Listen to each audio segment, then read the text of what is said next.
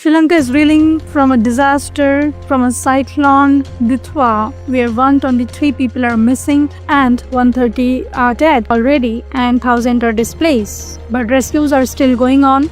But the question is, despite there was an international center warning issued 2 weeks earlier of severe winds, cyclone, flooding, but then also government acted so late. Also, they failed to activate the basic emergency protocol required before any disaster. According to international disaster management, there are some guidelines a government must follow 1 week before any storm of this magnitude. There are primarily 6 protocols identifying all food-prone districts, mark high-risk landslide zones, deploy military, medical and rescue unit early, issue mandatory non-optional evacuation orders and maintain constant public communication, prepare relief stock in advance. But today, thousands of families are displaced and still waiting for basic necessities.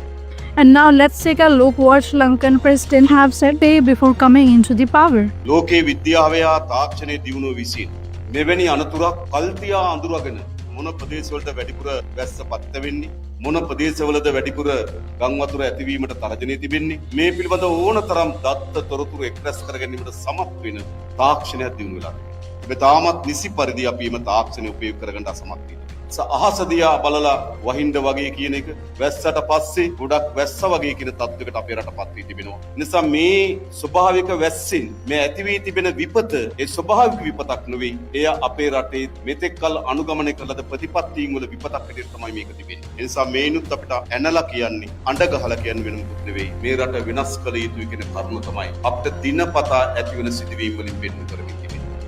Yes, you just heard the promises made before coming into the power, yet there are no promises that are fulfilled. If the leadership doesn't honor its own words, then public has full right to question the credibility and to how they're going to protect the country. We have the footage of Sri Lankan Prime Minister Harini Amarasuriya attending her first press conference where she was smiling and very relaxed even when the country is in such a big crisis, dealing with such a big disaster. ඉදිරි පැය 24ත් අපිට තීරණාත්මක වෙනවා. තාම වතුරු මට්ටම ඉහළ යමින් පවතින එකකුත් තියෙනවා. එතකොට ඒ නිසා ජල ගැල්ම වැඩි වෙන්නත් පුළුවන්. දැනට කොළඹ දිස්ත්‍රික්කයේ මම හිතන වැඩියෙන්ම අවතන් වෙලා ඉන්නේ කොළොන්නාවේ. පවුල් 23978 ඉන්න අතර ලක්ෂයකට එහා බලපෑමට ලක් වෙලා නමුත් කඳුමුරු ගත වෙලා ඉන්නේ 2493යි.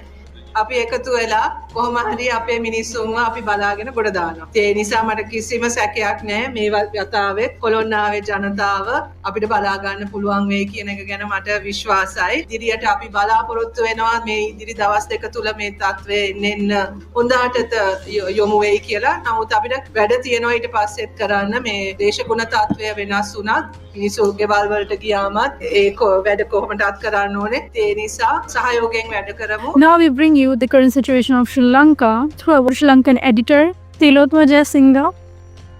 Cyclone Ditwah has now moved away from Sri Lanka, but the island is still facing strong winds, heavy rain with flooding and landslides. The storm passed close to Trincomalee and it's now moving north-northwest. Even though it's weakening, this weather will still affect the area over the next 24 hours. According to the Disaster Management Center reports, 123 deaths. So many people are still missing in Kandy and Badulla, and most of landslides are making that areas. The irrigation department has issued a high-risk flood warning for the Maha-Oya Basin. Water level are rising rapidly and the flooding may be worse than in recent years.